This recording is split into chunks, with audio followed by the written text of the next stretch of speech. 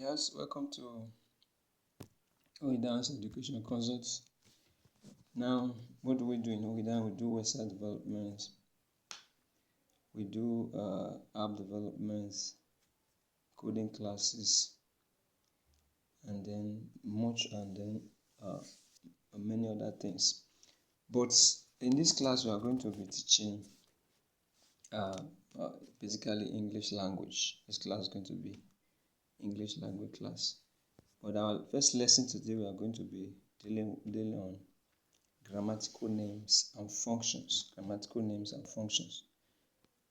Now, what are grammatical names? And just like you have a part of speech, because sometimes I discovered that when students ask what is the grammatical name of a particular word, they either write simile, metaphor, and then some people write verb.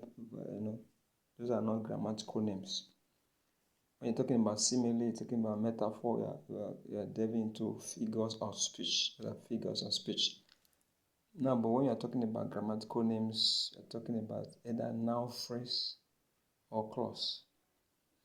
You're talking about adverbial phrase or clause. Then you're talking about adverb phrase or clause, prepositional phrase or clause, verb phrase, adjectival phrase or clause. You see, so these are when they ask you what is the grammatical name, they're asking you either of these 6 example listed. So these are grammatical names. These are grammatical names. Now, just like this, it perform the same noun phrase, perform the same function with your noun. Once you know the function of a noun, you should be able to know the function of a noun phrase. Now, the first thing we are going to look at, we are going to clarify between a phrase and a clause. Between a phrase and a clause. We said that a phrase consists of one or more words, item, consists of one or more item without a final verb. Consists of one or more items without or words. As it consists of one or more words. See, more words without what? A finite verb. So when there is no finite verb on it, you know that is what? A phrase. For instance, when you say demand, for instance, is a phrase. See, demand is a phrase. A boy is what? A boy is a phrase. When you say orange is what? A phrase. There is no finite verb. But when we're talking about finite verb, we are not just talking about verb.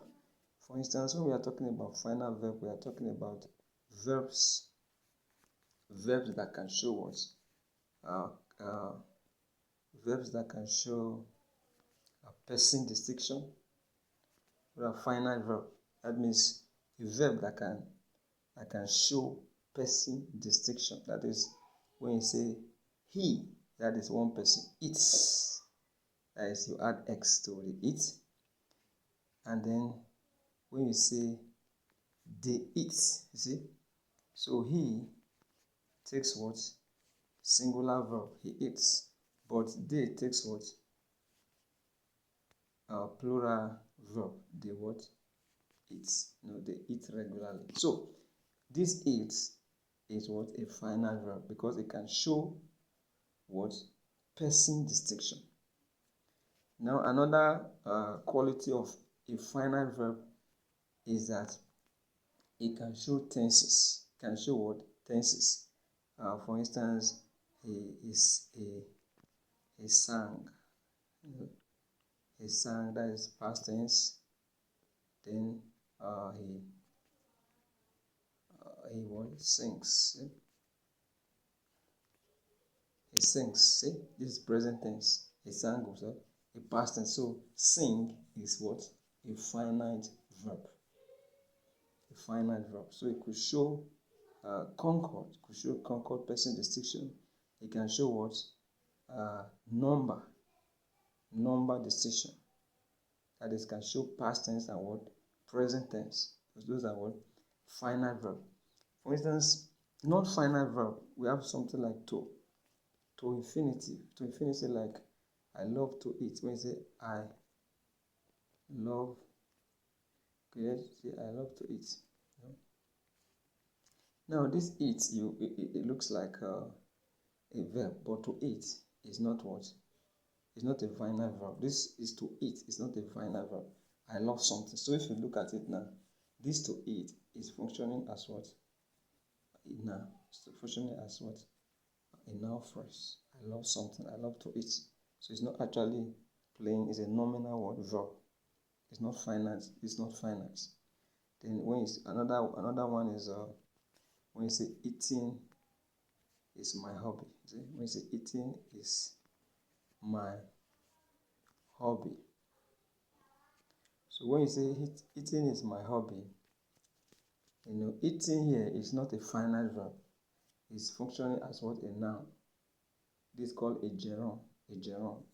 A gerund is a verb that functions as a noun. Eating is my what? Hobby. So these kind of verbs, they are not what? They are not finite verbs. You see? So wherever you see them, the group of words could still be regarded as a phrase, even though they have this kind of verb. To infinitive, and then the ing word, form of verb. So we are saying that a phrase does not have what? A finite verb. And I gave you an example like if you say the young girl. Let's extend it, the young girl. See? Now this one I added an adjective, or you say the mighty what? The mighty children, or the whatever. The mighty girl, let's just say the mighty girl. See? So we have extended it. So this is still a phrase because you cannot find a finite verb in it. So this is a phrase.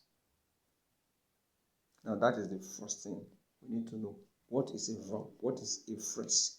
A phrase does not have what? A finite verb. A phrase does not have what? A finite verb. Okay, let's look at something like this. Something like this.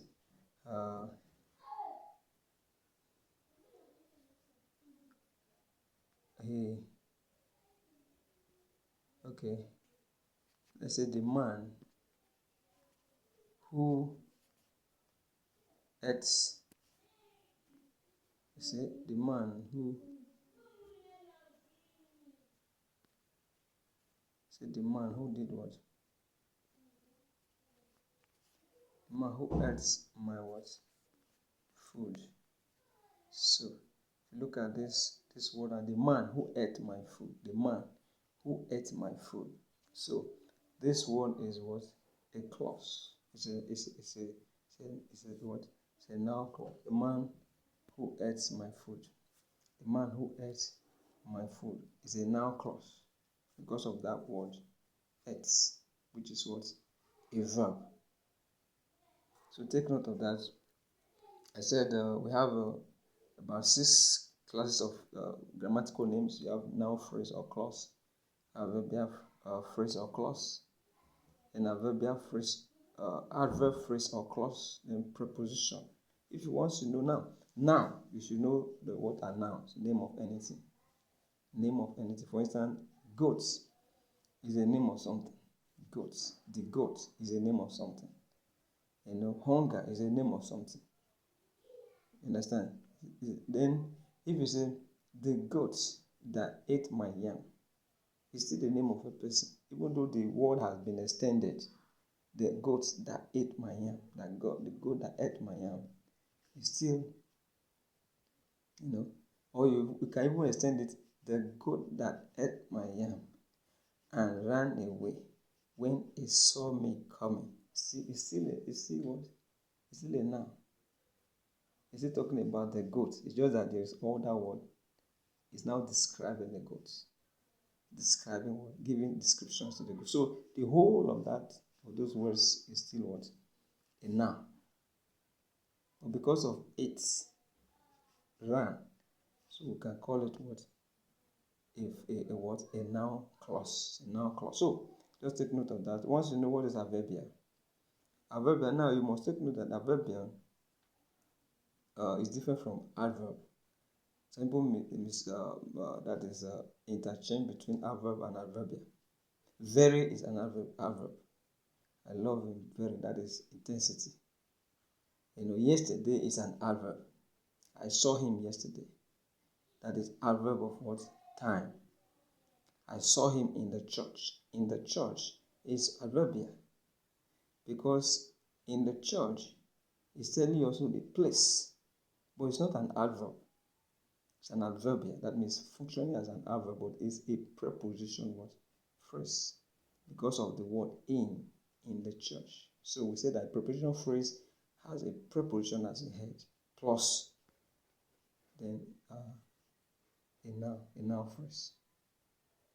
Are you following? So adverbial is any group of words that function as what? Adverb. They function as adverb. They tell you the place, they tell you the condition, they tell you the reason, they tell you the condition, the manner. Adverbials. You say he talked to me anyhow. He talked to me as if I am his mate. As if I am his mate is manner. As if I am his mate is adverbial. See that? So this is going to be our first class. Now you look at, whenever they ask you the grammatical name, this is what they're asking you. Is it a noun phrase? Is it a adverbial phrase? Is it adverb phrase? Is it a verb phrase? Is it a preposition phrase? Is it an adjectival phrase? So these are the questions they are asking you. So in our next class, we start to analyze one after the other. We're going to show us what is noun, how to identify noun phrases. The first thing, how to identify noun phrases. And then maybe we'll also touch on noun clauses. Thank you very much. Now, invite your friends to this class.